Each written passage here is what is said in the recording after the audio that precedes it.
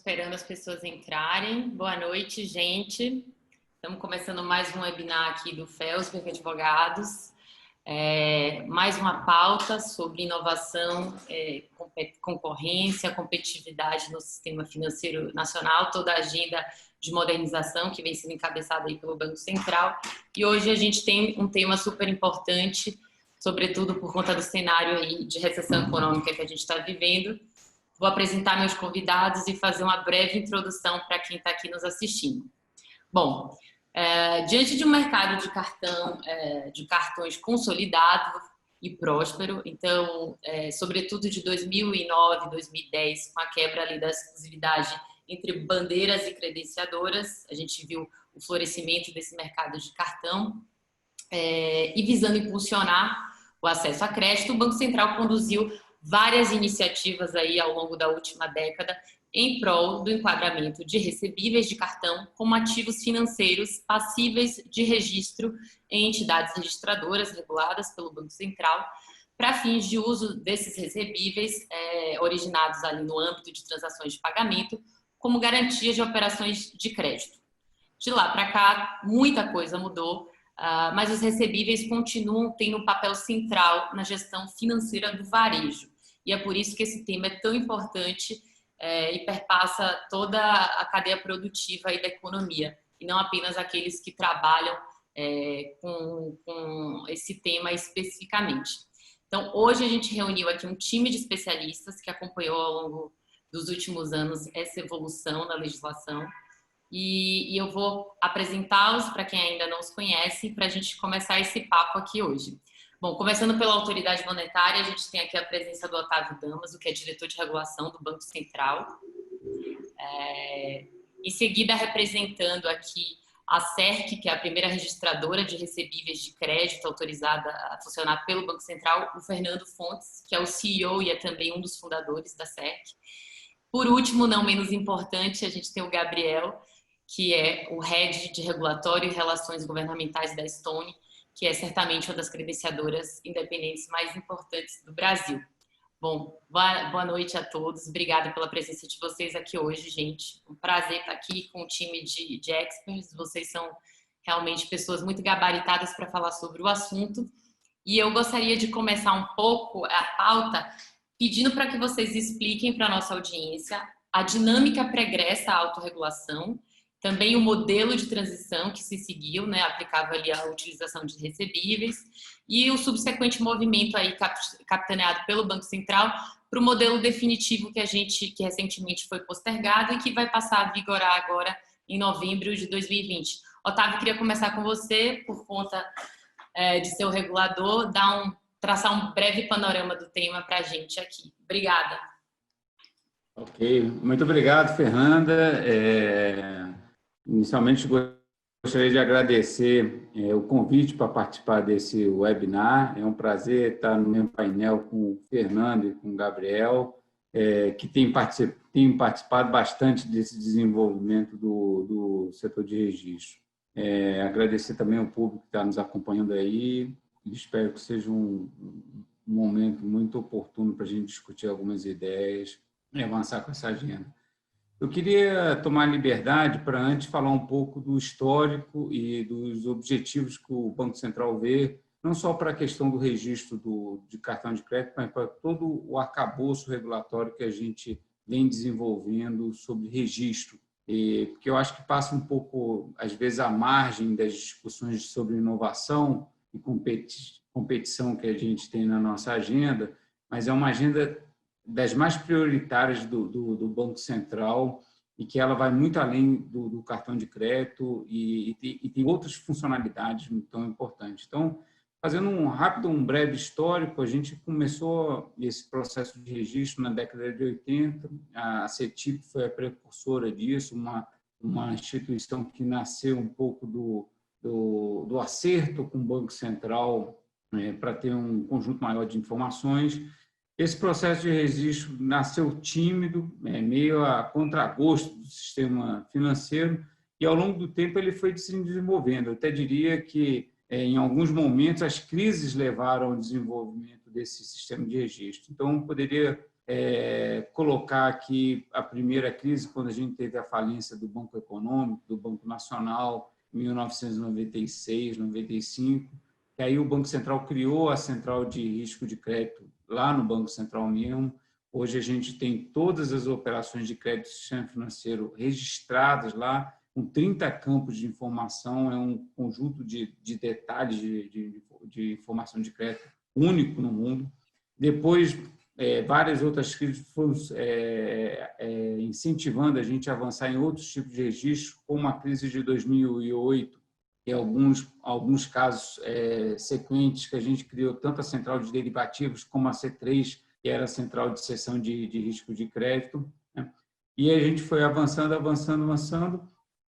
e tem um sistema de registro que a gente tem hoje. Esse sistema de registro ele tem várias finalidades. Eu gostaria de destacar aqui 3 dessas finalidades.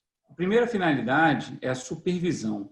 Muito do que foi feito nesse arcabouço amplo do sistema de registro visava fortalecer o processo de supervisão. E aqui eu queria fazer uma pausa aqui para explicar um case que eu acho que é bem emblemático, que é o case do uso desse modelo para fins de supervisão, que foi o trabalho que a gente fez na época com a Lava Jato.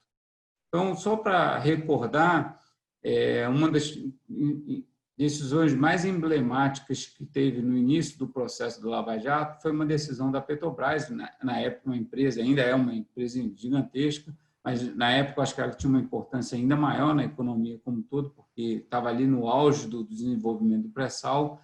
E a primeira decisão dela, quando estourou a Lava Jato para valer, foi: eu vou cessar o pagamento dos meus fornecedores. Naquele momento, acendeu uma luz vermelha lá no Banco Central e falou assim: pô, isso vai ter um impacto na indústria que vive em torno da Petrobras, que não é pequena, entendeu? E aí começou um trabalho nosso que foi basicamente fundado nos nossos sistemas de registro, né? Primeiro, a gente identificou, dentro dos registros que a gente tem do sistema de pagamentos brasileiro, todos os fornecedores da Petrobras, ok? E dentro desse conjunto de todos os fornecedores da Petrobras, a gente selecionou aqueles que tinham um grau de exposição significativo à Petrobras. Como? Qual é o grau de recebimento de fluxos financeiros da Petrobras vis-à-vis do total de fluxos financeiros que eles tinham? Eu consegui identificar ali quem era muito dependente da Petrobras e quem era pouco dependente da Petrobras.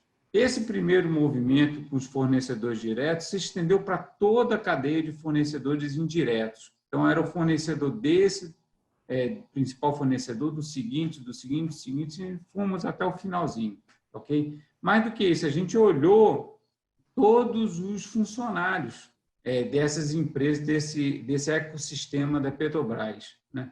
E, com isso, cruzando todos os sistemas de registro que a gente tinha na época, tanto alguns que estavam nas nossas infraestruturas de mercado, quanto aqueles que estavam no SPB e quanto que estavam no sistema de risco de crédito do Banco Central, a gente conseguiu mapear a exposição desse ecossistema Petrobras ao sistema financeiro, né? Mais do que isso, a gente conseguiu identificar instituições que, mesmo sem saber, tinham um alto grau de dependência do sistema financeiro, ok? E isso começou um trabalho formiguinha, que foi um trabalho de supervisão. Chamamos algumas instituições financeiras e falamos assim: deixa eu te mostrar aqui uma coisa. Você está exposto isso à Petrobras, e com essa decisão dela de questionar os pagamentos, você está correndo um risco daqui 1 mês, 2 meses, 3 meses, porque você está na cadeia de fornecedores. Então, muitas instituições financeiras, algumas cooperativas, inclusive, que funcionavam com crédito pessoal, nem sabiam que faziam parte desse ecossistema da Petrobras. E aí começou um trabalho de a gente, em colaboração com as instituições financeiras, mitigar potenciais riscos de insolvência, tá? Então, reforça capital, pensa em fontes adicionais de liquidez aqui para esse período. A gente está identificando, e fez todo esse trabalho silencioso durante o período todo. Ninguém sabia o que estava sendo feito pelo Banco Central, exceto as instituições individualmente, né? Mas o que a gente tem, assim, foi um exercício que durou quase 2 anos, 1 ano e meio, e durante o processo do Lava Jato, principalmente pegando os anos de 2015, 2016, no qual a gente teve 2 anos seguidos de queda do PIB, eu acho que acumulou algo em torno de 7% de queda do PIB nesse período, a gente não teve insolvência de nenhuma instituição financeira, não teve liquidação por insolvência de nenhuma instituição financeira. A gente liquidou 15 instituições financeiras por conduta, por operações fraudulentas ou envolvimento com processos de lavagem de dinheiro. Mas nenhuma instituição financeira foi liquidada por insolvência. E esse foi um trabalho que o modelo de registro do Banco Central permitiu alimentar a supervisão e fazer esse trabalho da supervisão. Só para complementar o primeiro objetivo, o objetivo de supervisão, a gente passou por um peer review em 2017 pelos fóruns internacionais de regulação, especificamente pelo Financial Stability Board, e o pessoal ficou muito bem impressionado com o modelo que a gente tem e classificou publicamente o modelo nosso como único no mundo e como benchmark a ser perseguido, entendeu? Dada a qualidade de informação que a gente tem. Então, hoje, dentro do Banco Central, a gente consegue ter um mapeamento diário da situação dos balanços de todas as instituições financeiras. E quando a gente vem a público e fala que o sistema financeiro está sólido, eficiente, a gente não está meramente falando da boca para fora. A gente tem todas as informações para dizer isso. E isso vem alimentando outros de trabalho. Bem, a supervisão é o primeiro componente. O segundo componente, já voltando mais para o mercado, é um pouco de assimetria de informação. Tem muitas informações do sistema financeiro, essas informações elas não fluem da forma mais eficiente para a economia por N motivos, e o sistema de registro tem o objetivo, sim, de organizar essas informações e fazer ela fluir em prol de quem? Em prol dos consumidores, em prol das empresas, né? Naturalmente, as instituições financeiras, as instituições de pagamento que participam desse processo se beneficiam também com melhores informações para proceder aos seus negócios, às suas operações. Mas o objetivo final do Banco Central é fazer com que cheguem melhores produtos a custos menores para o cidadão lá na ponta, tá ok? E o terceiro aspecto, que casa com outras iniciativas que o Banco Central tem feito, é de, através desse modelo de registro, trazer mais eficiência e competição para o sistema financeiro, ok? E aí eu começo a migrar um pouco para a questão do registro do cartão de crédito. O que a gente tem? A indústria do cartão de crédito no Brasil, ela nasceu muito verticalizada, né? Então, a gente tinha praticamente 2 pilares nessa indústria, e desde 2009 o Banco Central, inicialmente até em colaboração com os órgãos de defesa da concorrência, a promoção da concorrência, como o CAI e a antiga SEAI, a gente começou um trabalho de sinalizar que a coisa estava errada, que a gente queria mudar. A partir de 2012, 2013, houve uma promulgação de uma lei que deu maiores poderes para o Banco Central, e com isso a gente começou a atacar um dos principais problemas que a gente tinha, que é a verticalização, tá? O que a gente observa hoje na indústria, principalmente na indústria de pagamentos, é fruto desse processo que começou lá em 2009. E hoje, quando a gente olha... Usa o relatório lá da indústria de cartões, né, de 2010. Exatamente. Esse primeiro relatório e depois as ações. E quando a gente olha a pizza das fintechs, a gente percebe que o grosso das fintechs que existe no mercado financeiro, no mercado como um todo, são fintechs de pagamento. E a concorrência é muito acirrada. Aí está um participante ativo desse mercado, que é a Estônia, que depois vai poder passar as informações dela. Mas mesmo com todo esse desenvolvimento... Somos prova viva da abertura, Otávio. Então, é bom. Depois você pode complementar aí. Então, mas mesmo com todo esse movimento, você ainda tinha um processo de amarra do uso desses recebíveis por um conjunto limitado de instituições que estavam na cadeia do provimento desse recebível, né? E aí vem a história da algema de ouro, lá que os bancos acabavam amarrando isso no desconto dos recebíveis que vinha pela convenção, né, do SGC, né, o famoso SGC. O Banco Central logo identificou isso, né, e aí veio todo o trabalho de fazer o registro dos recebíveis de cartão de crédito. Qual é a nossa visão sobre isso? A gente deixa, primeiro, o objetivo vamos colocar essas informações num ente neutro, que a gente denominou como infraestrutura de mercado financeiro. Esse ente neutro vai colher e garantir a integridade dessas informações. O consumidor, seja ele, principalmente, nesse caso é a pessoa jurídica, ele vai ter acesso a essas informações e vai poder conceder esses recebíveis performados ou não performados, como ficou oficialmente conhecido o famoso fumaça, né? Eles vão poder conceder isso em garantia ou vender isso para N instituições financeiras ou mesmo para instrumentos do mercado de capitais, né? Isso, então, a gente traz o poder da informação muito presente na Lei Geral de Proteção de Dados, traz o poder da informação para quem é dono dessa informação, que, na verdade, é a empresa, né? Então, ela vai poder usar essa informação em prol de melhores produtos e, principalmente, melhores taxas para si. Okay? E aí é nessa ideia que a gente faz. A gente acaba com a verticalização do uso desses recebíveis, que ficava presa numa única cadeia de banco e sua credenciadora, e a gente joga isso dentro de uma infraestrutura, essa informação está apta e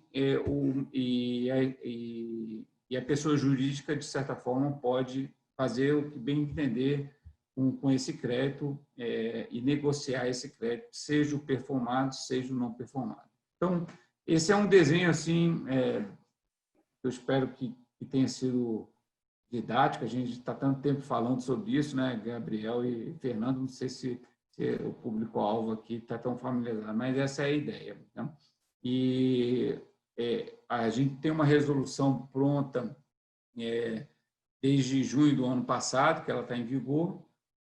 Era para entrar em vigor agora em agosto, né?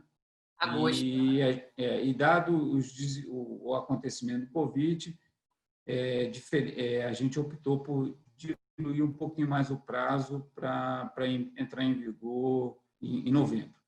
Essa é a agenda de registro de recebíveis de cartão de crédito, mas nossa agenda vai muito além do registro de cartão de crédito. Então, eu diria que tem uma agenda da duplicata eletrônica, eu não vou detalhar aqui, que não é o momento, mas no perguntas e respostas a gente pode trabalhar. Tem uma agenda de melhorar também a parte do agro. Então, o Congresso acabou de sancionar a MP do Agro, a Lei do Agro, e tem um grande desafio, que é a parte do registro das CPRs. Tá? Só para vocês terem uma ideia, todo o agronegócio, uma indústria hiperpujante no Brasil, estima-se que apenas 10% das CPFs são conhecidas no âmbito do sistema financeiro e 90% são contratos de gavetas entre fornecedores de produtos e insumos ou trends e o produtor rural. E isso daí é ruim. Isso é ruim porque são operações que provavelmente o produtor rural está pagando mais caro para obter o crédito, seja na forma de venda futura ou aquisição de insumos. Se isso vier para o mercado financeiro, vier de uma forma transparente, padronizada, além de trazer mais segurança para a operação, vai abrir uma janela de oportunidades para o produtor rural obter crédito no setor bancário ou no mercado de capitais, ou mesmo continuar obtendo crédito junto aos fornecedores ou às trades. Vai ficar a critério dele. Hoje ele está muito amarrado nesses fornecedores, nessa trade. Imagina o potencial que a gente está trazendo para o mercado bancário de capitais. E também estamos trabalhando agora em alguns passos para o registro de recebíveis de imóveis pré-chaves. Esse é um grande desafio que a gente temos discutido com a indústria da construção civil e também com os financiadores da construção, principalmente a BCIP, lá dos bancos. E a ideia é criar mecanismos para dar maior segurança e transparência para todos os recebíveis que são gerados pré-chaves da obra. E, com isso, criar um canal de financiamento para a produção que pode ocorrer tanto no setor bancário como pode ocorrer no mercado de capitais. Então, essa agenda de registro é um negócio muito mais amplo. Eu acho que é importante eu colocar esse contexto para vocês. E essas 3 dimensões, que eu acho que são as 3 principais dimensões: a supervisão, a simetria de informação e a eficiência e a competição do mercado financeiro. Então, naturalmente, agradeço aí essa intervenção inicial e estou aberto aí depois para o debate. Obrigado, hein, Fernando? Obrigada. Antes de ouvir o Fernando, que aí eu quero muito ouvir também sobre a perspectiva da registradora, eu queria te ouvir, Gabriel, em relação à perspectiva da Stone, das credenciadoras, enfim, que não faziam parte de grandes bancos, e um pouco da perspectiva do que vocês enxergam dessa regulamentação. Tanto a situação pregressa agora, o modelo de transição e o que vamos ter em vigor em novembro. Ana, primeiro, obrigado pelo convite. Um prazer debater aqui com vocês, com o diretor Otávio, com o Fernando, um tema que é tão relevante. Quando eu falo de registro recebível, eu sempre gosto de associar a empoderamento do varejo. Porque o pequeno e médio empreendedor brasileiro, a gente sabe que um grande desafio da vida dele é acesso a crédito. Ele precisa tomar crédito, ele precisa, sobretudo quando ele quer alçar grandes voos, né? Para ele poder crescer.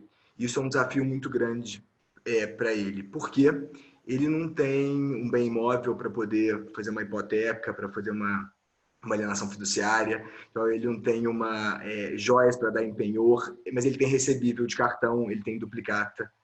E é isso que foi a valorização dessas garantias e o movimento capitaneado pelo Banco Central, de um longo processo, vai viabilizar para o varejo, redução do custo de crédito, eficiência na ponta. A gente, como uma credenciadora que tem como premissa central o pequeno e médio empreendedor brasileiro, a nossa razão de existência é o varejo, atender o varejo da melhor forma. Falar de registro de fato falar de uma nova fase para a indústria financeira como um todo, que traz muitas eficiências e que supera muitos obstáculos passados.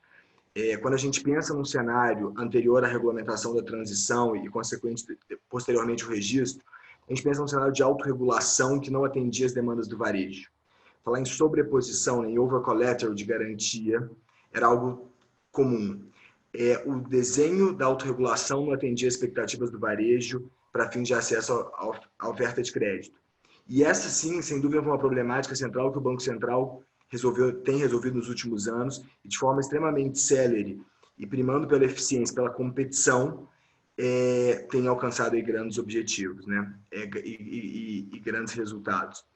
A autorregulação ela foi superada no momento da publicação da Resolução 4707, do modelo de transição que a gente vive hoje. Foi o primeiro passo para direcionamento do fluxo do recebível, do lojista, né, que ele tem com a credenciadora, com o subcredenciador, para o domicílio indicado no contrato de operação de crédito. Obviamente, uma regulação que dava uma segurança suficiente para os concessores de crédito, mas também para os usuários finais das operações de crédito. Assegurava, né, que o direcionamento do fluxo fazia todo sentido até o saldo devedor da operação. E o modelo de registro ele vai muito além disso. A individualização do recebível e o registro de uma entidade registradora, numa infraestrutura de mercado financeiro, e aí, tomando, acho que uma grande referência que o diretor Otávio fez, de assimetria de informação, ele, de fato, ele concede uma transparência no que diz respeito ao ativo financeiro do lojista muito grande, de modo que ele consegue gerenciar melhor o seu fluxo de caixa. Eu acho que a gente tem uma esperança aqui muito grande que o registro de uma entidade registradora, para fins não só de redução do custo de crédito, porque vai ser uma valorização da garantia, mas sobretudo também de transparência para ele poder melhor gerir o fluxo dele de caixa e negócio, a gente espera muito com essa iniciativa. Isso só foi possível num trabalho, né, lá de trás, uma MP que foi convertida na Lei 13476 de 2017, que deu competência para as entidades registradoras constituírem ônus e gravames no ambiente das próprias registradoras, né? Eliminando o ambiente notorial, que a gente sabe que é um ambiente extremamente custoso para fins de registro de uma sessão fiduciária, por exemplo. Então, o registro na entidade registradora, ele não só dá transparência, mas ele, no momento que individualiza o ativo, né, ele dá mais segurança para credores e devedores. E no momento que for dado em uma operação de crédito de uma instituição financeira, vai ser gravado, onerado no ambiente da registradora. E uma registradora que, por sua vez, vai conversar com o sistema de compensação e liquidação do ativo. Então, de fato, uma cadeia totalmente integrada que vai viabilizar que esses recursos cheguem nos concessores do crédito, né? E aí, certamente, uma ficha que a gente espera para fim de redução do custo do crédito, do spread bancário, que é um assunto no Brasil tão relevante. E aí, eu acho que a gente reafirma uma premissa de quando a gente pensa em recebível de cartão, a grande discussão é preço. Né? O mercado é estruturado de tal forma que hoje o varejo brasileiro pode financiar o consumo em 1, 2, 3, 4, até 12 vezes. E ter esse ativo financeiro para fins não só de operação de desconto, vender isso, dar em garantia de uma operação de crédito, ou até antecipar com o credenciador e subcredenciadora, é uma forma de empoderá-lo. Né? Ele escolhe quando receber e ele tem um ativo que é negociável para ele poder oferecer como garantia, para ele poder ter liquidez imediata. Então, acho que é um caminho longo, sem dúvida, que envolveu, né, uma conversão de uma medida provisória para alterar a lei das registradoras, a 12.810, que empodera infraestruturas de mercado financeiro que operam sistemas autorizados pelo Banco Central, né? E aí a gente vê a presença do regulador. E eu acho que evidencia uma premissa da importância que o Banco Central tem desempenhado nessa indústria. Assim, a gente poderia falar aqui, acho que horas e horas, todas as medidas benéficas à competição, à eficiência e aos usuários dos serviços financeiros. A Lei 12.865, que o diretor mencionou, de fato é um marco na indústria de meios de pagamento, não só um marco regulatório da indústria, mas eu acho que é um marco dos usuários finais dos serviços. Essa lei trouxe de muito claro, né, o papel das instituições credenciadoras, subcredenciadoras, posteriormente, emissores de moeda eletrônica, organizadores em prol, emissores de pós-pago, em prol aí dos usuários dos serviços. Então, a gente vê, em linhas gerais, com ótimos olhos, esse movimento regulatório.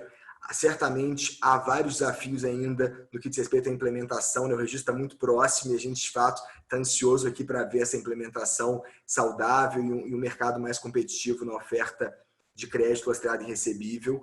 Há ainda desafios no que diz respeito, sobretudo, à portabilidade de crédito para pessoas jurídicas, para pequenos e médios empreendedores. Eu acho que a norma de registro, ela de fato foi um grande primeiro passo para as novas operações, e aí acho que é importante, e é até uma provocação para o Fernando, que diz respeito às registradoras, a importância da portabilidade de crédito no ambiente das entidades registradoras, para que a base legada também seja alcançada para a competição. Né? A redução da taxa de juros é algo que realmente muito esperado no cenário de registro, e aí a portabilidade do legado, eu acho que é um ponto extremamente relevante e que, de fato, o pequeno e médio empreendedor brasileiro autônomo, né, porque o registro de recebíveis ele é para todas as operações, então vai ter uma possibilidade dele ter um ativo extremamente seguro. E aí, acho que também, quando a gente fala em registro, há que se falar a integração do mercado de capitais. Né? Quando a gente pensa no registro, também não só instituições financeiras vão poder adquirir esses recebíveis, mas também fundos de investimentos em direitos creditórios. Há hoje obrigatoriedade para instituições financeiras, ainda não há obrigatoriedade para os fundos no âmbito da CVM, mas sem dúvida há uma porta de entrada e um caminho extremamente seguro e benéfico para a indústria como um todo. Então, acho que isso vai ser uma tendência e acho que a gente vai ver os próximos capítulos, mas é uma iniciativa que prima pela eficiência, prima pela competição, pela transparência e pelo empoderamento do varejo. Né? E eu acho que esperamos aí conversar daqui a um ano já implementado e a gente vê aí notórias quedas na taxa de juros das operações de crédito, aumento da oferta de antecipação, num momento ainda mais tão crítico, pandêmico como o nosso, da importância de liquidez para o varejo. O registro é uma grande luz no final, não no final agora, no meio, né? Quase já chegando aqui no túnel. No meio da pandemia. Exato. Fernando, queria te ouvir agora sobre a perspectiva aí das registradoras, sobretudo nessa questão da interoperabilidade e tudo mais. Como é que você enxerga o cenário aí e as mudanças que se anunciam com a entrada em vigor da legislação em novembro? Bom, quero agradecer primeiro, Fernanda, pelo seu convite e por me reunir com duas pessoas que eu gosto e admiro, o diretor da MAS do Banco Central, o Gabriel Dostone, pessoas com quem eu convivi nessa militância do uso de registradoras para melhorar a condição de crédito para pequenas empresas. E eu me lembro, alguns poucos anos atrás, voltar uns 3 anos, 4 anos, a gente estava começando a SEC naquela época, e eu tenho uma amiga que foi diretora de uma adquirente, e é uma adquirente que nem está mais aí, né? E ela me contava, eu ainda não era tão próximo desse mercado, ela me contava que ela distribuía uma quantidade muito grande de máquinas, porque eles tinham um serviço muito bom de captura, de transação, e recebia muita devolução. Então, o varejo ligava de volta e falava, olha, pode retirar esse negócio que eu não vou usar mais, né? E aí eu perguntava para ela, mas por que o varejo não está usando mais o seu serviço, se a tua operação de adquirência é tão boa? E aí ela me explicou o seguinte, não, porque o varejista tem uma determinada maquininha, né, que o banco onde ele tem crédito lê os dados daquela maquininha e consegue dizer quanto ele está faturando. E a hora que ele deixa de passar cartão de pagamento naquela maquininha e começa a passar na minha maquininha, aquele banco não lê o meu arquivo. Ainda que eu tenha tentado persuadir o banco a ler o meu arquivo, o banco me disse, não, eu tenho que mexer no sistema, eu não tenho como fazer isso, então eu não vou ler o seu arquivo. E ao não ler o meu arquivo, o banco interpreta que o varejista está perdendo venda, que o faturamento dele está caindo, porque está indo para uma adquirente que não está integrada com o sistema legado do banco. Então, essa consideração do Otávio A sobre... famosa recusa de leitura da agenda de recebíveis. Exato. E aí, nesse contexto, quer dizer, uma empresa que eventualmente tinha um bom serviço de pagamento, né, mas cujo negócio não era crédito, e sim era adquirência, ela era excluída pelo fato de que quem operava crédito não era capaz de ler seu arquivo, de conhecer os seus dados e de considerá-los no seu processo decisório. Então, acho que a consideração inicial do Otávio sobre a simetria de informação, né, é um exemplo bastante concreto do que eu vivenciei nessa relação pessoal de ver a frustração de uma operação aparentemente tão bem sucedida, mas que ela não se integrava com o legado, né, que o mercado tinha para as operações até ali existentes. E aí tivemos toda essa jornada, né, relatada pelo Gabriel e pelo Damaso, que nos levou, em 2018, a uma consulta pública, né, fazendo aqui essa transição. Né. Na consulta pública 68, que deu origem a essas normas definitivas, a SERC começou a se preparar olhando para o mundo do registro como uma realidade de médio prazo, sabendo que nós teríamos um prazo de transição para a entrada nesse novo modelo razoavelmente longo. Então, por volta ali de agosto, setembro de 2018, nós estávamos nos planejando para esse movimento, quando chegou em dezembro, me lembro bem, no apagar das luzes, né, do governo Temer, ali no final de 2018, nós recebemos a notícia de que o Banco Central havia surpreendido a todos com a edição das normas transitórias, né, a Resolução 4707 e a Circular 3924. E eu me lembro naquela época que o prazo que o Banco Central deu de primeiro foi para o 31 de janeiro, quer dizer, essas normas saíram em dezembro e o mercado tinha até 31 de janeiro para se adaptar. Depois o mercado foi lá, pediu ao Banco Central um adiamento, o Banco Central adiou para 8 de abril. Mas, de qualquer maneira, eu gosto muito de trazer esse ponto aqui. Por quê? Porque o mercado teve pouquíssimo tempo para se preparar, né? E, ao mesmo tempo, a norma era muito principiológica. O Banco Central fez essa norma dando os principais comandos de uma maneira bastante principiológica, mas admitindo que as instituições financeiras e as instituições de pagamento usassem diferentes alternativas para viabilizar os comandos que estavam dispostos ali na resolução e na circular. Então, admitia o uso de qualquer mecanismo centralizado para a troca de informações e também de trocas de informações bilaterais entre as partes.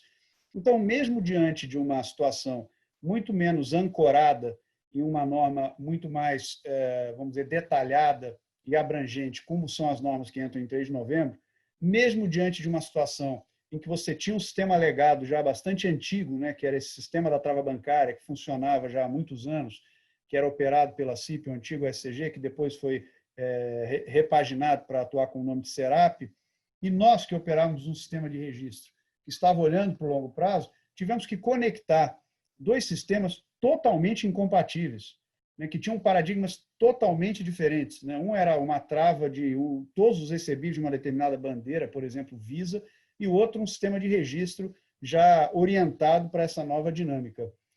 num prazo extremamente curto, né, com a entrada de dezenas de instituições de pagamento, tendo que participar desse modelo, que não participavam antes porque era autorregulado, portanto era voluntário, e passaram a participar obrigatoriamente pelo estabelecimento desse comando lá em dezembro de 2018. E eu faço esse relato porque nós sobrevivemos a um prazo bastante curto, a uma norma muito mais principiológica do que detalhista. Nós sobrevivemos à ligação entre dois sistemas originalmente incompatíveis, concebidos com paradigmas totalmente diferentes, e nós processamos milhões de operações de crédito em mais de um ano nesses dois sistemas e garantimos o espelhamento desses dois sistemas para evitar que o estabelecimento possa usar os mesmos recebíveis em duas operações de crédito distintas. Hoje nós temos mais de 3,5 milhões de contratos rodando nessa operação.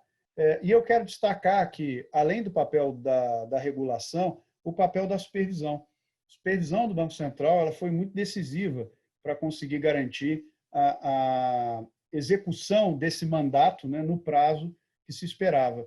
Então, eu digo isso por quê? Porque há muita ansiedade no mercado até hoje sobre como será 3 de novembro, como se nós estivéssemos indo assim para um admirável mundo novo, como numa ficção científica. E, na verdade, nós vamos para um mundo muito melhor do ponto de vista do estabelecimento das regras, do estabelecimento do modelo de funcionamento, das condições de acesso, da universalidade do alcance. Né? Ainda que nós tenhamos tido todo esse processo evolutivo em 2019 para 2020, há ainda uma centena de instituições de pagamento que não participam desse ecossistema de troca de informações com instituições financeiras. Porque, normalmente, a gente pensa naquelas mais óbvias, né, como aquela que tem uma maquininha do balcão da loja. Mas hoje não é só aquilo que se usa para fazer uma compra. Né? Você usa o e-commerce, você usa as plataformas, e ainda mais agora, nas restrições de mobilidade, o quanto eu comprei numa loja física versus o quanto eu comprei na loja americana online, ou na Magazine Luiza, ou na Amazon, ou comprei pelo Rappi, ou comprei pelo iFood. Então, você tem hoje uma diversidade muito grande de modelos de negócio que, na verdade, se tornaram canais de distribuição de produtos do varejo e que também agora se integram a esse novo contexto em função dos comandos que o Banco Central trouxe nas normas. Então, nós vamos para um mundo em que nós teremos uma condição muito mais estruturada, detalhada e com um prazo de transição muito mais longo. Assim como eu mencionei, na transitória, a norma sai em dezembro, em abril está todo mundo operando, de um jeito ou de outro. Né? Todo mundo trabalhou fim de semana, se virou. Né? Tem um sócio que diz que na nova geração fala muito do método ágil, da velocidade, mas isso, quem conhece mesmo, é quem viveu o plano econômico, né? Quando tinha mudança de moeda no fim de semana e você tinha que estar com o sistema pronto na segunda-feira. Então, nós fomos ágeis como éramos no tempo dos planos econômicos para botar o modelo transitório de pé. E eu diria que nós não tivemos acidentes. Nós tivemos casos muito isolados de problemas, que, obviamente, aconteceriam de maneira inexorável, né? De varejistas que nem sabiam exatamente o que estava acontecendo, o que estava se passando, e se encontraram surpresos diante dessa situação, e todos esses problemas foram muito bem resolvidos. Então, eu trago normalmente uma mensagem muito positiva, porque eu não acho que nós devamos ter tanta angústia ou aflição em função do que vamos esperar pela frente até novembro. Acho que é ao contrário. Eu acho que nós estamos indo para um contexto muito bem construído, a norma é muito sofisticada, né? O Banco Central fez um trabalho excepcional do ponto de vista de ouvir esse mercado, e mercado difícil de ouvir, gente, porque é muita gente falando, né? É uma situação... Clima que não é fácil. Então, assim, para vocês terem uma ideia, né? Desenvolvendo essa interoperabilidade ali por determinação do Banco Central, nós tivemos reunião com 14 associações, 86 pessoas na sala, né? Só não digo que é a mais difícil de todas, porque eu estou acompanhando o Open Bank como espectador e eu quero ver, assim, sentado no sofá, eu vou assistir essa série do Open Bank, que é um desafio de coordenação do mercado fantástico, fabuloso. E no âmbito de recebíveis de cartão, foi dificílimo conseguir acolher as expectativas. Deu super certo, hein, Fernando? A convenção foi rápida e saiu. Saiu, e é surpreendente, porque tinha momentos onde você tinha posições absolutamente antagônicas, né? E ambos indo ao Banco Central pedindo para terem seu pleito acolhido, quando, na verdade, os dois pleitos eram contraditórios para duas entidades absolutamente polarizadas em relação a cada ponto de vista. Então, foi um trabalho bastante difícil de conciliação, né? E, obviamente, que teve gente que saiu triste porque não foi atendido, que era impossível atender a todos, e principalmente quando você tinha posições antagônicas, você teve que fazer escolhas e renúncias ao longo do processo. E nós vamos agora para um regime que vai resolver o que me parece serem as dores remanescentes que a situação transitória ainda tem. A primeira situação é a absoluta desproporcionalidade entre o valor da dívida, né, o valor daquele crédito concedido e o volume de recebíveis onerados. Hoje não há no mecanismo transitório, e obviamente não seria possível haver pela velocidade com que ele foi implantado, a capacidade de você fatiar os recebíveis em pedaços que guardem proporção com a obrigação assumida por aquele varejista. Era a minha próxima pergunta para você, exatamente isso. Então, não havia mecanismo para fazer esse fatiamento, essa proporcionalidade se assegurar. De modo que até hoje vemos situações ainda muito desequilibradas, porque, como é um modelo tudo ou nada, o estabelecimento acaba vinculando todas as vendas futuras em função de uma operação de crédito que muitas vezes tem um limite muito abaixo da sua necessidade, né? E, ao mesmo tempo, há um outro problema, como eu mencionei, ele ainda não é universal, ainda há muitas instituições que, seja porque elas estão abaixo do radar, vamos lembrar que o Banco Central ele só atua em cima das instituições adquirentes, emissoras de moeda eletrônica reguladas, mas há um conjunto muito grande de centenas de instituições de pagamento não reguladas, né? Que o Banco Central criou esse corte, até entendo que para viabilizar essa inovação, né? Essa criação sem dúvida, esse conceito de volumetria, né? O mercado talvez não tivesse desenvolvido tanto e não estivesse tão competitivo. Mas essas instituições, surpreendentemente, elas estão muito pouco familiarizadas com esse assunto, porque como elas não são reguladas, não necessariamente estão tão antenadas ao que o Banco Central edita, não têm acompanhado. Então, eu acho que hoje ainda temos muitas instituições não integradas aos mecanismos que hoje já funcionam, como o sistema operado pela SERC, o sistema operado pela CIP, até por desconhecimento, por outras prioridades. Obviamente, hoje tem muita gente que está ou sofrendo com a pandemia ou até crescendo com a pandemia no mundo de pagamentos, e elas não deram prioridade a esse assunto até então. Com as normas definitivas, eu vejo uma condição de controle e um papel de auxiliar supervisão, como o diretor da Damaso destacou ao início, para as registradoras, para ajudar o Banco Central também a mostrar o seguinte: olha, temos essas aqui que estão integradas e essas outras que não estão, né, para que tanto registradoras quanto o Banco Central, e junto com as próprias credenciadoras, consigamos garantir que não há nenhum fio solto nesse negócio, que não tem fuga de garantia, que não tem ninguém que possa criar uma fratura no modelo. Essa é uma das perspectivas muito positivas que eu vejo para o regime definitivo e que eu vejo que até 3 de novembro nós vamos conseguir chegar lá com bastante sucesso. Além disso, nós vamos para uma granularidade muito mais adequada, que garante que o estabelecimento possa fazer operações com muitas contrapartes.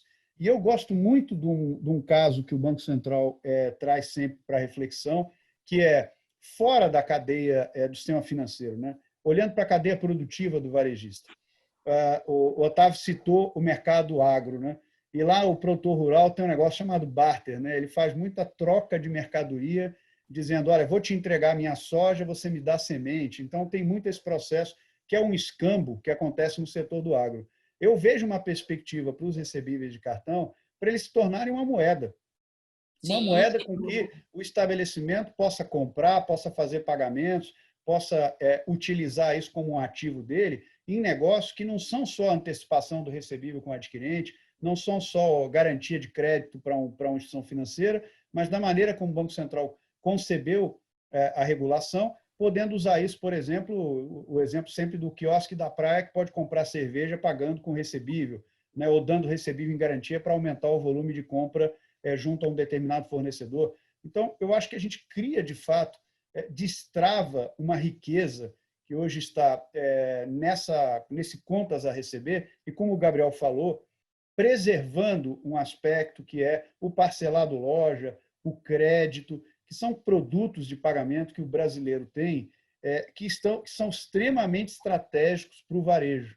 Então, eu acho que houve muitas discussões no passado, né, sobre a preservação do parcelado loja, a adoção do crediário, o Brasil indo para uma tendência do modelo internacional, o D1 para tudo, mas eu vejo que o Banco Central criou com esse novo regime viabiliza a preservação desses produtos de pagamento, de modo que eu continue conseguindo comprar a prazo no varejo, com condições adequadas do ponto de vista de encargos financeiros, e o varejista tem uma moeda de alta segurança, né, porque os arranjos de pagamento são muito bem seguros e colateralizados, para que eu possa acessar, como varejista, um crédito muito mais barato, muito mais abundante.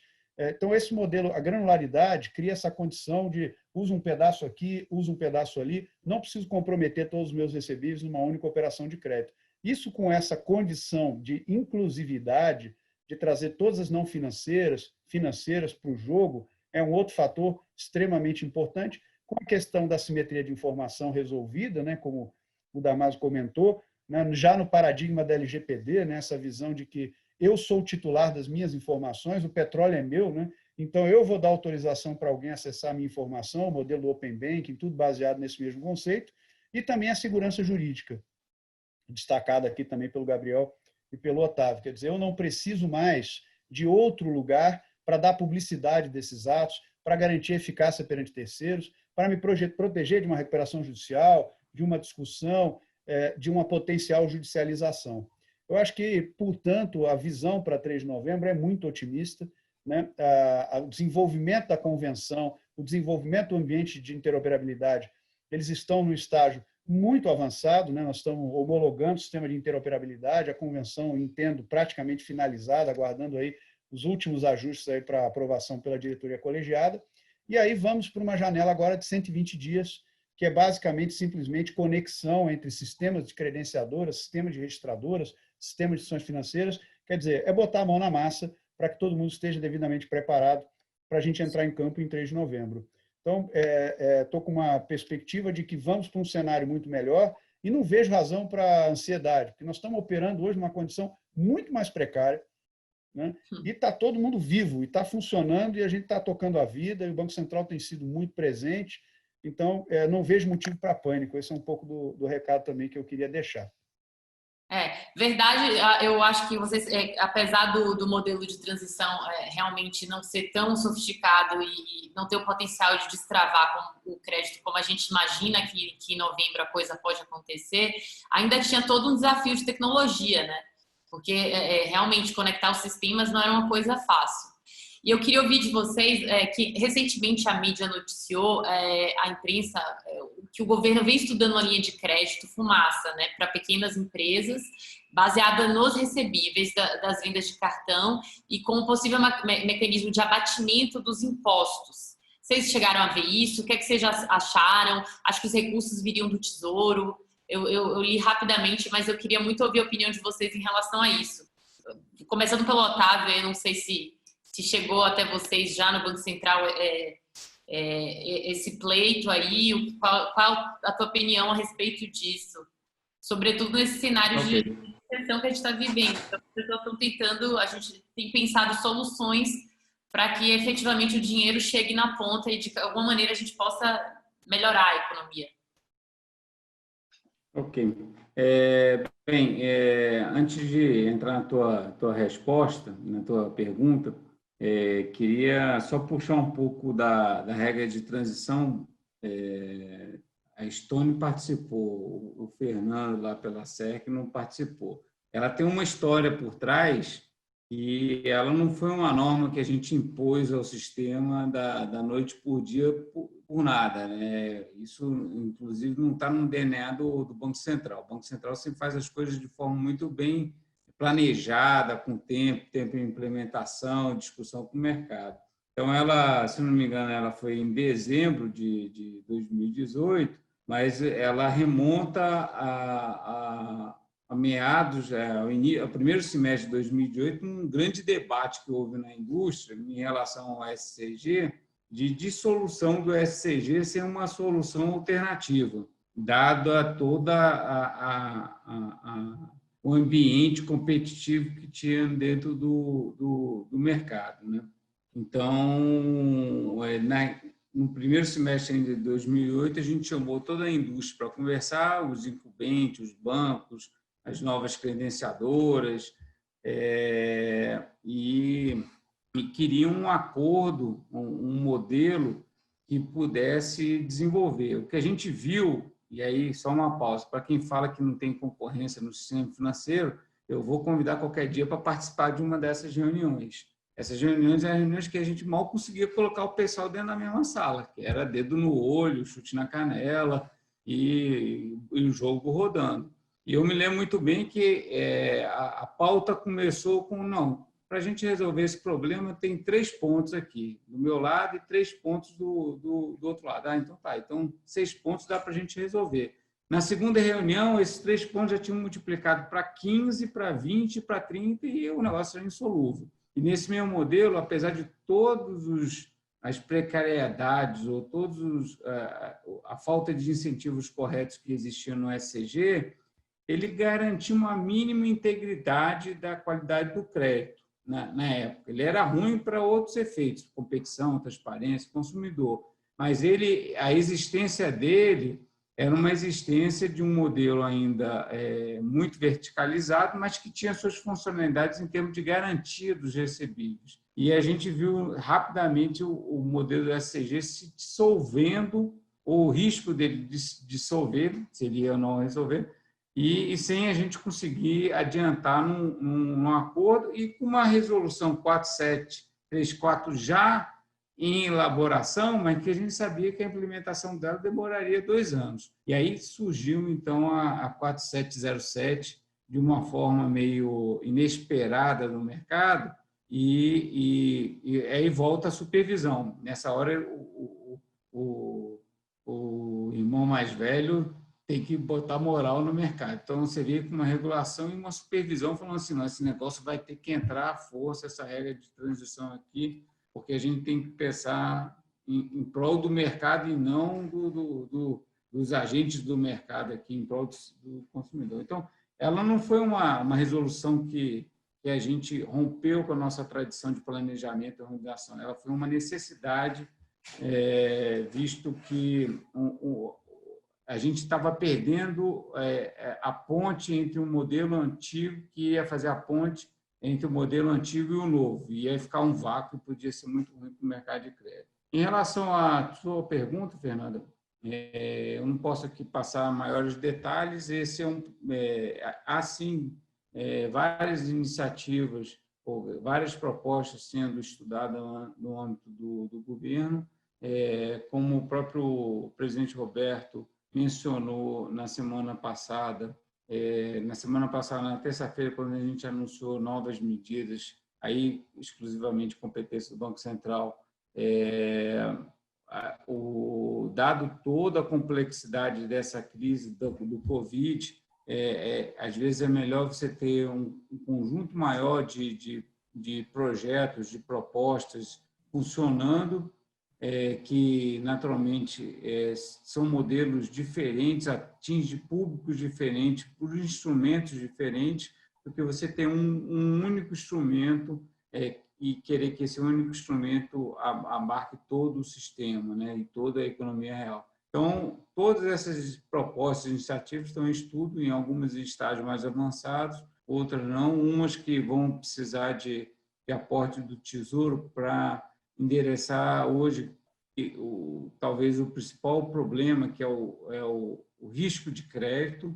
Então, com as medidas que o Banco Central tomou no início da crise de dar canais de liquidez para o sistema financeiro, o risco de liquidez já ficou para trás. Agora, o mercado fez um movimento muito grande de concessão de crédito aí nos últimos 2, 3 meses, mas existe um risco de crédito para ir além, entendeu? Então, um dos fatores que a gente tenta endereçar é isso também, como que a gente pode contribuir, como o governo pode contribuir para mitigar um pouco o risco de crédito. E esse projeto é um projeto que tem, acho que um grande benefício, que é e a capilaridade dele é alcançar, às vezes, público-alvo, que principalmente as micro e pequenas empresas, que ainda não conseguiram ser alcançadas. Vocês querem comentar essa proposta, Gabriel, Fernando? Eu vou me prender mais ao que foi veiculado na mídia, né? A gente tem tido muitas conversas, como o Damaso comentou, mas acho interessante comentar do ponto de vista conceitual, né? Sem entrar no mérito, porque me parece que a gente está vivendo um momento onde, de fato, o mercado financeiro vai evitar assumir esse risco, né? Em primeira instância, quer dizer, eu estou vendo o varejo ter esse processo aí de sofrer o processo aí da pandemia, né? E enquanto banco, né? Eu fui sócio de banco, a reação do banco nessa hora fez um barulho na floresta, o banco corre, né? Aquele animal mais arisco, né? Que a gente tem na selva. Então, é natural que os bancos tenham uma postura mais conservadora em relação ao desempenho que o varejo vem tendo na crise. Nessa hora, a participação, né, do Estado, aí, do Tesouro, ela pode ser muito relevante para que esse dinheiro chegue, mas sem que se torne um programa necessariamente social, né, para que isso seja, de fato, feito como um programa técnico que tenha a condição de repagar aquilo que o Tesouro vier a desembolsar. E eu acho que o recebível de cartão ele é um mecanismo extremamente favorável para a construção desse tipo de solução de crise. Infelizmente, a crise nos pegou antes da norma definitiva, né? E antes até da duplicata escritural também, que o Damaso comentou. Exato. Se nós tivéssemos todo esse arcabouço já resolvido numa situação de crise, nós teríamos provavelmente instrumentos não só para garantir crédito, né, e aí com parte ou todo o risco assumido pelo Estado, pelo Tesouro, mas também para poder entender quem é elegível para esses programas, porque você tem desafios também para entender, poxa, mas espera aí, mas quem merece uma linha de crédito emergencial, né? É alguém que teve perda de venda, é alguém que já quebrou e já fechou antes da crise. Então, a questão da simetria de informação, se nós tivéssemos já o ambiente de registro todo resolvido, também poderia ajudar o governo, em qualquer programa, a orientar esses recursos a empresas que tenham, de fato, problemas mais críticos aí no fluxo de caixa, né? Então, eu acho que as registradoras, no futuro próximo, elas vão conseguir suprir a informação. Hoje saberíamos dizer, olha, esse estabelecimento perdeu 30% das vendas que ele tinha antes da crise, esse outro perdeu 70%. Esse aqui está crescendo, porque vende máscara para o setor de saúde. Então, você teria essa visão muito mais transparente e poderia fazer programas até mais assertivos, né? Então, eu vejo com um olhar muito positivo essa perspectiva que o ambiente registro de todos os ativos pode trazer para qualquer programa emergencial, para qualquer programa de governo em que você tenha que escolher e depois ter as garantias para que esses créditos sejam, de fato, restituídos ao Tesouro.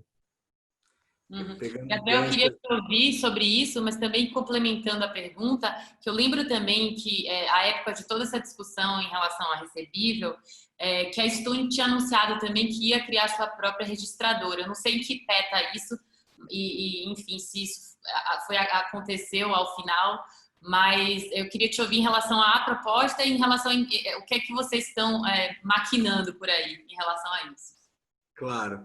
Acho que a primeira pergunta, né, desse potencial programa, também acho que limitando as informações públicas e pegando um gancho aqui do Fernando, sem dúvida extremamente benéfico nesse momento tão sensível que o varejo está vivendo, e acho que queria só destacar o papel aí das credenciadoras, subcredenciadoras na capilaridade das operações de crédito, né? Sem dúvida há um canal de distribuição hoje muito estabelecido e muito consolidado desses players, né, sobretudo os players independentes que alcançam as mais diversas regiões do país, por vezes autônomos, por vezes até então desbancarizados. Então, acho que tem a capilaridade de credenciadores e subcredenciadores, sem dúvida, deve ser um fator aí para nortear programas de fomento e acesso a crédito na ponta, num cenário como esse. E certamente tudo que vier nesse sentido vai ter um potencial de benefício enorme para o varejo. Sobre a iniciativa de registros recebíveis, não a Estônia, a Stone Co, há iniciativas nesse sentido, que é uma iniciativa apartada da Stone Pagamentos, Stone e de outras empresas do grupo que lidam diretamente. Então, confesso que não tenho aqui, não lido diretamente com o assunto, não tenho maiores informações sobre, mas há uma iniciativa, uma linha de investimento do grupo, sim. Eu acho que quando a gente pensa no mercado de infraestrutura, de mercado financeiro, assim como de registro, há, sem dúvida, espaço para novas iniciativas de competição, um mercado que tradicionalmente ainda é muito embrionário, né? Ainda há muito que crescer e iniciativas e novas iniciativas são mais que bem-vindas. Então há uma iniciativa segregada nesse sentido. E aí acho que se me permite, Fernanda, destacar um ponto do registro, pegando aqui um pouco da transição, corroborando aqui as ponderações trazidas pelo diretor Otávio. De fato, o modelo de transição foi um grande avanço para a indústria, né? A gente estava de um cenário não regulamentado, de autorregulação, foi um primeiro grande passo pelo Banco Central. E agora a gente aguarda aí os melhores frutos do cenário de registro, mas foi um avanço enorme para a indústria e o pequeno e médio empreendedor já tem colhido esses frutos. Então, acho que não é à toa que foi uma transição, né? Foram alguns meses com prazo de validade já definido, mas certamente foi um grande avanço. Como última pergunta aí, até porque a gente não pode estourar tanto o nosso tempo, eu queria só ouvir de vocês as sinergias que vocês enxergam dessa pauta com o Open Banking, porque a gente sabe que essa pauta de recebível, um dos entraves maiores é essa comunicação bilateral ali entre instituição financeira e credenciadora, subcredenciador. Isso gerou uma série de debates até sobre interoperabilidade, tudo isso. Então, com a normativa que vai entrar em vigor em novembro, definitiva, esse problema fica sanado. Mas eu queria ouvir a perspectiva de vocês em relação à sinergia com o Open Banking, porque aí sim a gente vai ter um pouco mais de troca de informação e isso pode eventualmente beneficiar na ponta o consumidor final que precisa do acesso ao crédito e vai ter como lastrear esse crédito, esse empréstimo com o recebível dele de cartão. O diretor Otávio pode comentar aí, falando as sinergias que você enxerga com o Open Banking. Tá, o Open Banking, ele ataca a questão da informação de uma forma bem consistente, bem ampla no âmbito do sistema financeiro e a sociedade como um todo olha muito para o Open Banking tentando buscar soluções para o cidadão, né, para a pessoa física, que vai ter um app, vai ter um aplicativo, que vai ter informação, mas tem um mundo que eu acho que vai desenvolver de forma muito mais intensa e muito mais profunda, que é a pessoa jurídica. Quando a gente olha a experiência internacional, os avanços do Open Banking para a pessoa jurídica talvez tenham sido muito mais rápidos e intensos do que para a pessoa física, tá? Naturalmente, o da pessoa física chama muita atenção, que sou eu, você, o Fernando, o Gabriel, todo mundo usando e um vai passando e conhece. O da pessoa jurídica é um pouco mais, um pouco menos difundido, né, de certa forma.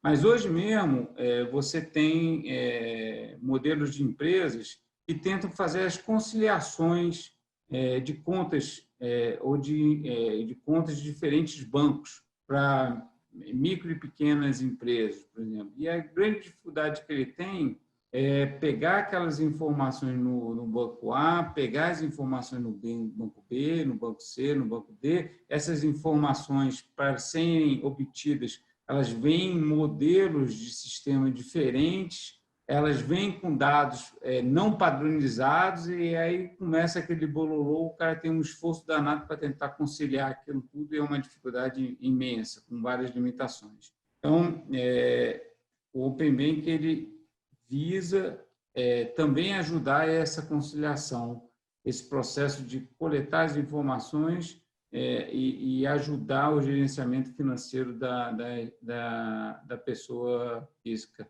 E, naturalmente, uma grande oportunidade é incorporar essas informações também dos registros e dos créditos performados, principalmente, dentro desse dashboard, aí, vamos dizer, que vai ser que vai pilotar a vida financeira de uma empresa. Então, eu acho que eu escutei uma vez uma pessoa me falando uma pessoa me falou, então, numa frase, não me lembro quem me disse isso, provavelmente deve ter sido alguém que de um outro país, mas ele falou assim, ó, a gente encara o Open Bank como a internet há 30 anos atrás. No início, você acha que aquilo serve só para troca de papers entre duas universidades, e 30 anos depois, 40 anos depois, você vê que o mundo não vive sem a internet mais, entendeu? Então, hoje, eu não consigo vislumbrar todas as funcionalidades e todas as transformações que o Open Bank vai trazer para o dia a dia das pessoas e das empresas. Mas olhando para... mas uma coisa eu tenho certeza, daqui a uns 15 anos a gente vai se reunir de novo aqui nesse webinar, se é que vai existir ainda o webinar ou vai ter outra coisa para substituir, e vai ver assim, pô, como mudou, como a informação fluiu de uma forma muito mais rápida e organizada no sistema financeiro.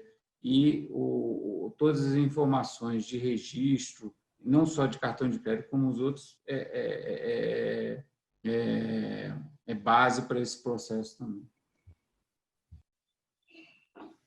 Eu gostaria de comentar que eu queria juntar essa consideração do Damaso com um comentário do Gabriel sobre a portabilidade de crédito. Eu acho que a perspectiva de nós juntarmos esses dois mecanismos, né, o Open Banking de um lado e a portabilidade de crédito do outro, criam condições de que você automatize muito o processo, né, de consultar, não apenas para saber quem é o cliente, quais são as condições financeiras desse cliente, para saber, no âmbito do Open Banking, o endividamento, os investimentos, o fluxo de caixa, a movimentação financeira, mas também olhando para as registradoras, o que ele tem de ativos financeiros disponíveis ou onerados. E uma vez que a norma de portabilidade do crédito ela também usa a registradora como mecanismo para troca de informação entre a instituição, né, que agride e aquela que é agredida numa operação de portabilidade, se nós juntarmos essas funcionalidades, onde eu consigo autorizar, olhar como eu estou no banco onde eu tenho conta hoje, olhar o que eu tenho de garantias de crédito nas operações de crédito, e dar um comando que consiga transferir as garantias, né, para uma nova operação de nova modalidade ou de outra condição de pagamento, me parece que é uma perspectiva muito interessante que pode explorar o efeito combinado dessas duas grandes iniciativas aí do Banco Central, de modo a viabilizar uma portabilidade muito mais ágil, célere e para todos os produtos, né? A gente vai ter em novembro aí, além do cartão, nós temos a portabilidade de pessoa jurídica também entrando um primeiro ciclo. E eu acho que isso, quanto mais, como o Gabriel comentou também, quanto mais a gente conseguir assumir isso, por exemplo, nos recebíveis de cartão, a gente consegue resolver, por exemplo, a dívida velha no legado, né, que está lastreada no recebível fumaça e que pode migrar para uma outra modalidade, numa condição de custo mais favorável, com um prazo de pagamento mais esticado.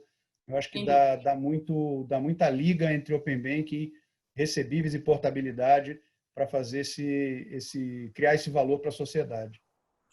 E aí, só puxando o gancho aqui, uma ponderação final, Fernanda, que de fato a gente pensa hoje no cenário de registro, já há toda a infraestrutura, né, para facilmente operacionalizar a portabilidade de crédito PJ, quando a gente pensa em recebíveis de cartão. O Banco Central fez um grande avanço de publicar regra, né, aplicando as regras de portabilidade PF, estendendo esse alcance para PJ, e a operacionalização ainda é algo dos próximos capítulos. Quando a gente pensa no registro recebível, no ambiente da infraestrutura de mercado, a portabilidade pode ocorrer, ainda mais considerando questões financeiras, já encaminham informações para a própria registradora, né?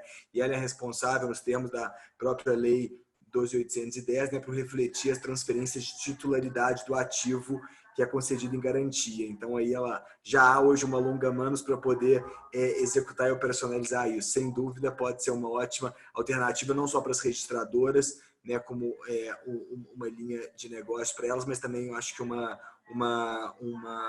advento para o mercado como um todo. Não, sem dúvida. Vejo muita liga entre os dois temas. Mas, enfim, poderia passar horas aqui conversando com vocês sobre isso, entrar dentro das tecnicidades da própria normativa que vai entrar em vigor em novembro, mas a gente não vai ter tempo de fazer isso. Também não era a ideia, para não ficar uma coisa super técnica e inacessível e só acessível a quem vem estudando ou trabalhando com isso. Então, eu queria agradecer a vocês por essa visão panorâmica aqui do assunto. Acho que foi super importante. Esse assunto está, apesar de a gente estar com outras pautas, digamos assim, mais em evidência nesse momento, o PIX, o próprio Open Bank, mas essa, assim, sem dúvida, é uma pauta muito importante dentro do cenário econômico nacional. E eu acho que espero que a gente veja mudanças positivas a partir de novembro nesse mercado. Obrigada mais uma vez pela disponibilidade de vocês. 8h10 da noite já. E, enfim, espero que a gente possa se encontrar aí nos próximos webinários aqui. Eu que agradeço o convite e obrigado por participar aí com o Gabriel e com o Fernando também. Obrigado, um abraço, Fernando, um abraço, Otávio, um abraço, Gabriel. A gente se vê em breve aí. Muito obrigado, grande abraço a todos, um prazer imenso. Um abraço, tchau.